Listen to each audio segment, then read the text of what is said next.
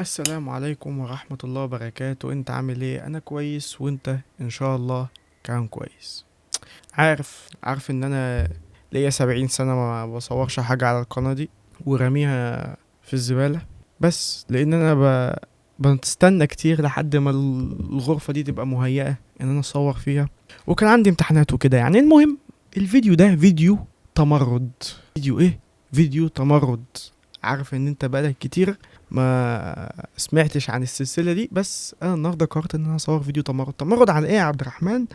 تمرد عن بوستين واحد صاحبي بعتهم لي. لا، واحد بعت لي واحد صاحبي بعت لي واحد منهم، وانا لقيت التاني على الانستا عادي. تمام، خلينا نشوف اول واحد.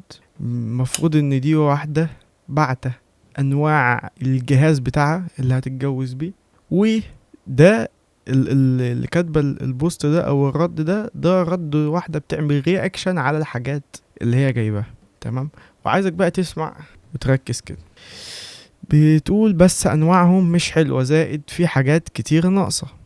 فين الفرن الصغير والفريدو؟ مش عارف مين الفريدو، بس في حاجه اسمها الفريدو. وفين الاير فراير وكوفي ماشين وحلة الضغط ومروحة واحدة وصغيرة كده؟ وفين التكييف والكبة؟ وفين القليل؟ ركز بقى في دي، القليل بيقبل بالقليل، ومش عشان واحد عمل كده يبقى الشباب كلها تعمل كده، ومش عشان بنت قبلت بده يبقى البنات مجبرة على كده. هي دلوقتي مش عاجبها الجهاز، وشايفة ان في حاجات كتيرة قوي ناقصة، وشايفة ان ده مقام قليل، والمفروض ان البنت دي ما تقبلش بيه، عشان زي ما هي كاتبة القليل بيرضى بالقليل. مبدئيا اي حد معترض على كلامها، اللي هو يعني ان مفيش فرن صغير ولا في الفريدو ولا اير فراير ولا كوفي ماشين ولا حل الضغط، اللي معترض على الكلام ده كله، احب اقول لك ان مش مهم. صدق، ولا انا ولا انت اصلا لينا ان احنا نعترض على المعايير اللي هي حاطاها. تمام، لكن في اللي فوق هي معاها حق.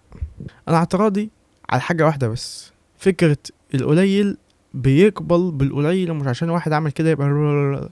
احنا متفقين ان اللي فوق دي معاييرها، هي معاييرها كده، هي يا عم واحده هاي فاليو جدا، وعارفه ان هي هاي فاليو جدا، ودي المعايير بتاعتها، وهي الوحيده اللي هتتحمل نتيجتها.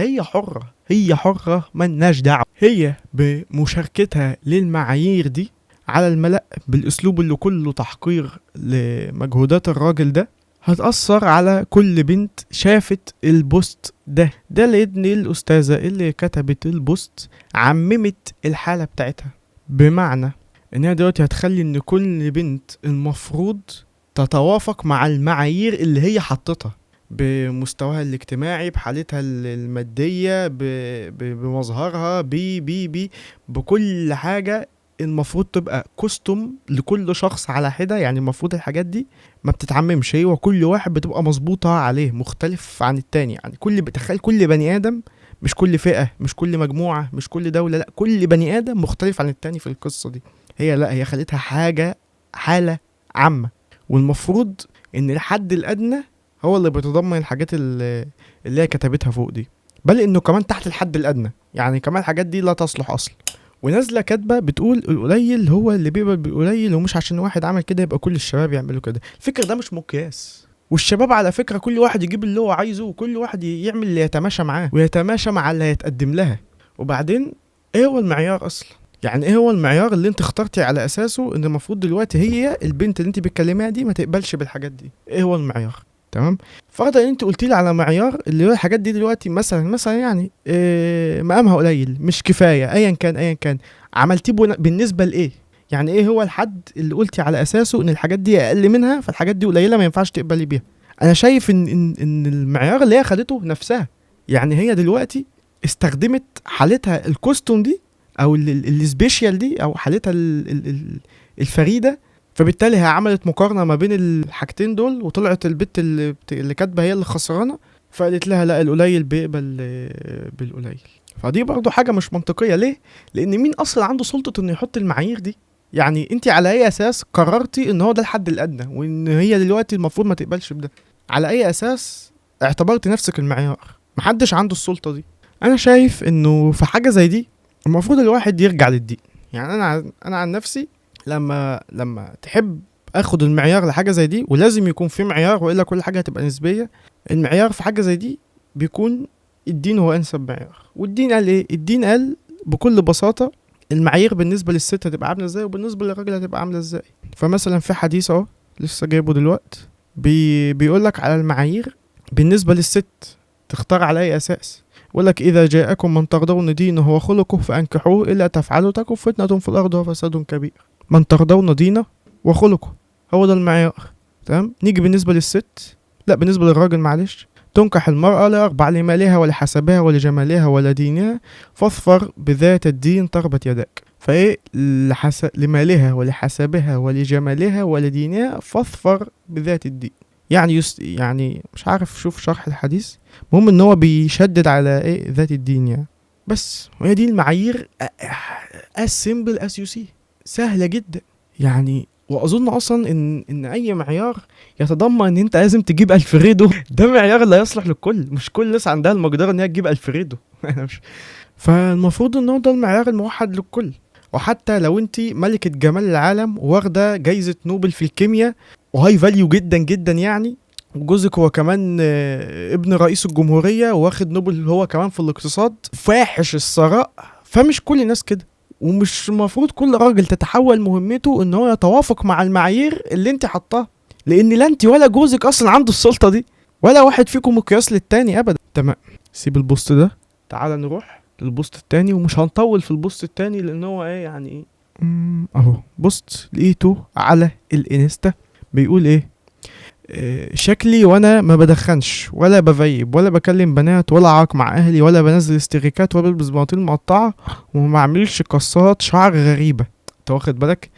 يعني عايزك برضو تركز عشان نحلل مع بعض اللي هو قاله ده.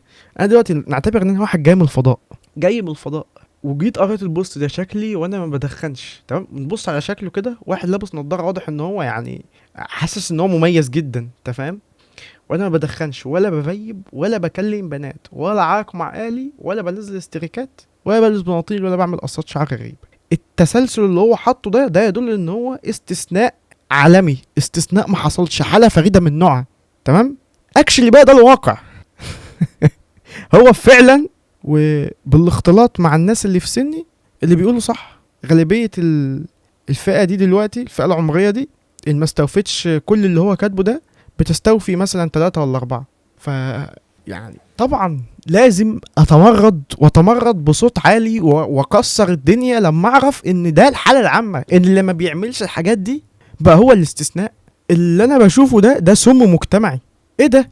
كلها حاجات اصلا واخدينها ملقطينها من بره كلها. فمبدئيا احنا بنعملها لاننا ما بنحب ثقافتنا او بنستعر من ثقافتنا، واخد بالك؟ او بنشوف ان هي قديمة او ايا كان. وكلها بقى اصلا غير كده يعني. ما بدخنش ولا بفيب دي لوحدها كارثه يا عم ارجع، يعني البوست راح فين اهو. شكلي وانا ما بدخنش ولا بفيب، لما تبقى دي الحاله العامه لا لازم نقف بقى، لازم نقف. ده في سرطان رئه بيتصل وفي حاجات كتير يعني. سيبك من قصات شعر غريبه. تمام. يعني نقول يا عم ان احنا مثلا واخدين الحركه دي من لعيبه الكوره، كوز دي حاجه منتشره عالميا يعني وكل الناس بتعملها. فيا عم احذف الاخيره دي. ولا بلبس بناطيل مقطعه. ليه بنلبس بناطيل مقطعه؟ ليه؟ وبتضايق ناس كتيره فينا على فكره يعني. وهي برضو كذلك موضه انتشرت في فتره من الفترات زمان، واحنا برضو رحنا سرقناها. ولا بنزل استريكات ولا بكلم بنات ولا عراق مع اهلي.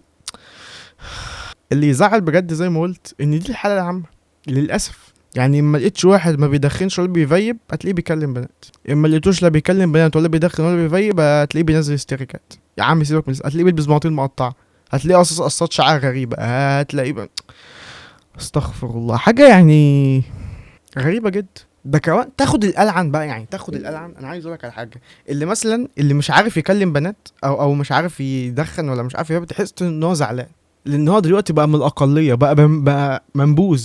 انت فاهم؟ لان هو مش بني ادم طبيعي، بقى منبوذ. والراجل اللي احنا شايفينه ده اللي لابس نظاره ده حاسس بالتميز لانه بني ادم، لانه جاست بني كده، قاعد بني ادم طبيعي جدا ما بيحاولش ينتحر. بس تذكر دائما ان اسبرين ستظل هي مساحتك المفتوحه لتعبر بها عن رايك بكل حريه انتظر فيديوهات حلوة جاية في الطريق. ايه ده، الفوكس راح فين؟ الفوكس بيضيع. انتظر فيديوهات حلوة في الطريق وبس. سلام عليكم.